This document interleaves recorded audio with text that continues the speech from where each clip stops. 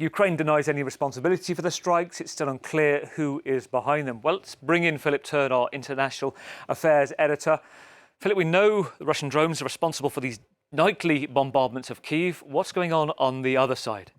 Right, well, this is what it's like. Here's the map. There's Ukraine, there's Russia, Moscow, where we've had some drone attacks. We don't know who was behind those drone attacks, the ones we all saw exploding over the Kremlin a week or so ago, and the more recent incursions into Belgorod, just over the border between Ukraine and Russia. This is a very, very long border, and it's probably not far off 2,000 kilometers long, so it's quite complicated for the Russian forces to be able to control that border. So the question now is, who is responsible for those attacks into Russia from Ukraine? There are maybe three possible answers to that question. The first one is it could be the Ukrainian army. That appears pretty uncertain or uncertain because Ukraine has no real interest in launching an attack against Russia right now. It's building up to this counteroffensive to try to break through Russian lines in southeastern Ukraine.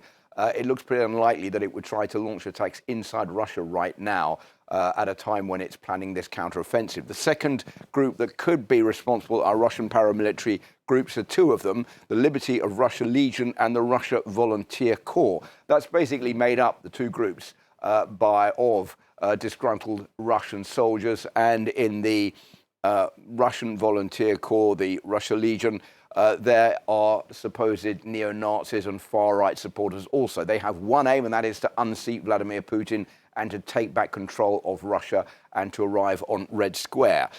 Is it them? That's more likely it could be them. The question is it the Ukrainians who are funding them? Is it the Ukrainians who are giving them weapons and tanks? Or are they receiving them when they get into Russian territory? There also, many questions remain unanswered. Third and final one is a false flag operation. A false flag operation is, of course, Russia, which is attacking itself to make it look like it was Ukraine coming into Russian territory. That, for the moment, could be the answer. But why would Russia be doing that? There are two reasons. The first one is it could be to try to make Vladimir Putin look in a stronger position to launch more attacks against Ukraine, more drones against Ukraine, and also give him a reason to do that. But there is a minor side to this, and that is that if there are more false flag operations in Russia, more attacks within Russia, that could go against the Russian leader because there are not many victories in Ukraine at the moment for Russian forces. And people could say, well, look, the war is coming to our door. What is going on in Ukraine? What has happened to this three-day war when we were supposed to walk in there and take control of Ukraine via this special military operation, as the Russians call it? The war is now coming closer to home, and that would lead to a fall in the popularity ratings of Vladimir Putin. As we look at these pictures and we hear these increasing reports of attacks on Russian territory, NATO agreed, NATO countries, with Ukraine to give supplies of weapons not to fight into Russia. Ukraine denies it, but I think that's causing consternation NATO-wide, isn't it? Yeah, it certainly is causing consternation. There is an argument between, is this a red line that is being crossed by Ukrainian forces or by these disgruntled Russian soldiers? Or is it legitimate defense? I don't think anybody on the Ukrainian side is particularly unhappy about the fact that Russia is getting a taste of its own medicine. But in some of the European capitals, there is alarm about this, particularly in the United States. Remember, the US is the biggest supplier of weapons and munitions to Ukraine, $46 billion worth so far. That was handed over and is being handed over on one condition, that those munitions and weapons and artillery are not used in Russia and not used to attack Russia.